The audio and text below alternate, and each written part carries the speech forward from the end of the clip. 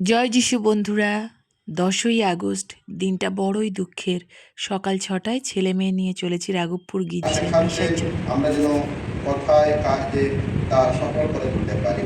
তোমার পুত্র আমাদের প্রভু যীশু খ্রিস্টের নামে প্রার্থনা করি, পবিত্র আত্মার সংযোগে তোমার সঙ্গে জীবন বয়ে সর্বনিয়ন্তা ঈশ্বর।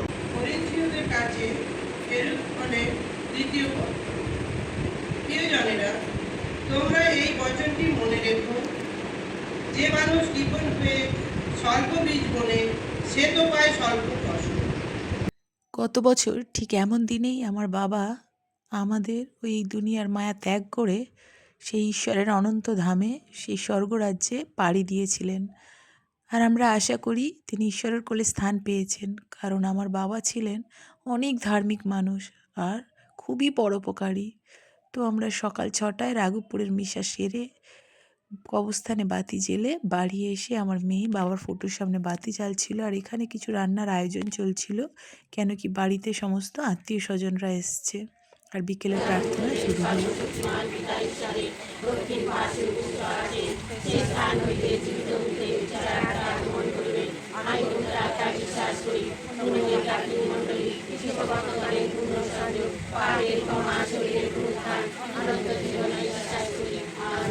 হে আমাদের সর্বশক্তি হোক, তোমার নাম পূজিত হোক, তোমার রাজ্য প্রতিষ্ঠা হোক, তোমার ইচ্ছা যেমন স্বর্গে তেমনি মর্তে পূর্ণ হোক। আমাদের দৈনিক কর্ম আজ আমাদেরকে দাও, এবং আমরা যেমন অপরাধীকে ক্ষমা করি, তেমনি তুমি আমাদের অপরাধ ক্ষমা করো, আর আমাদেরকে পিতা, পুত্র ও পবিত্র আত্মার নামে। পিতা ঈশ্বরের প্রেম ও করুণা ও ঈশ্বর অনুগ্রহ ও পবিত্র আত্মার নিকট সহায়তা আপনার অন্তরে বিরাজ করুন।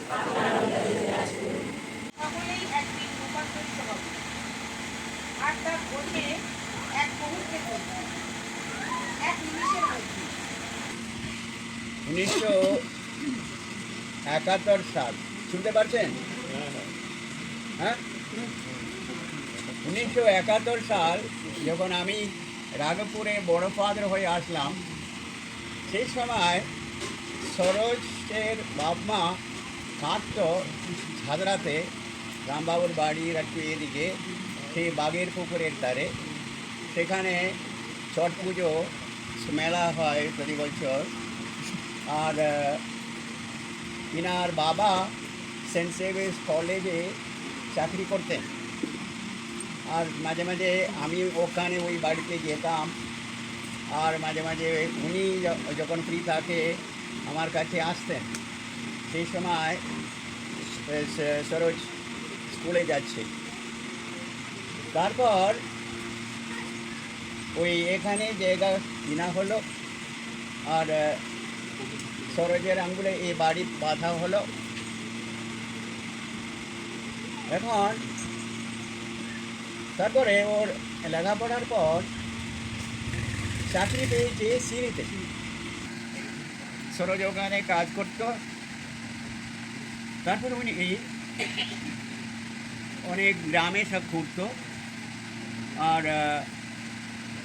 সিরির দ্বারা এই এলাকার অনেক স্কুল বাচ্চাদের বই খাতা আর ফিস কনসেশন ইত্যাদি সমস্তই অনেক সিরি থেকে সাহায্য করত। সরোজের দ্বারা অনেক উপকৃত হয়েছে আমাদের এলাকার লোকেরা।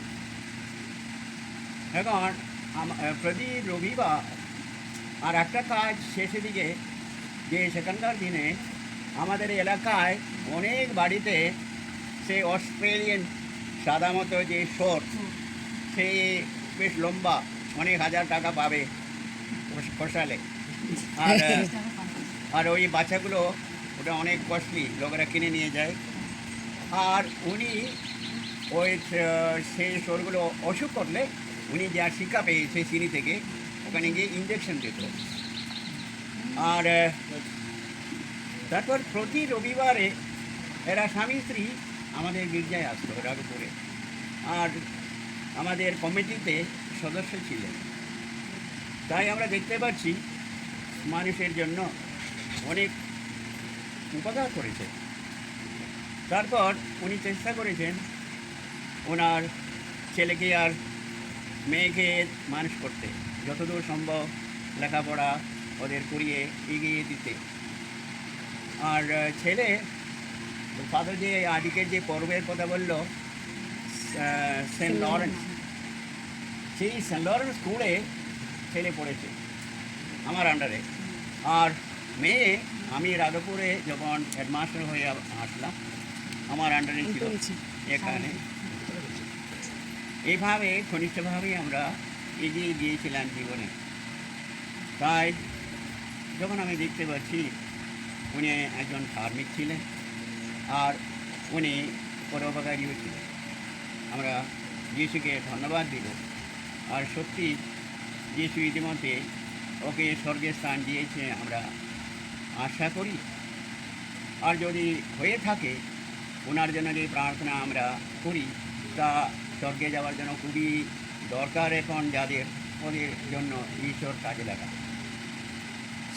সেই জন্য আমরা সেই প্রভু যীশু, তিনি মৃত্যুকে জয় করেছে আর আমাদেরও মৃত্যুকে জয় করে সেই চিরশান্তির জায়গায় চির আনন্দে স্বর্গধামে আমরাও যেন জায়গা পেতে পারি, সেইভাবে জীবনযাপন করতে পারি।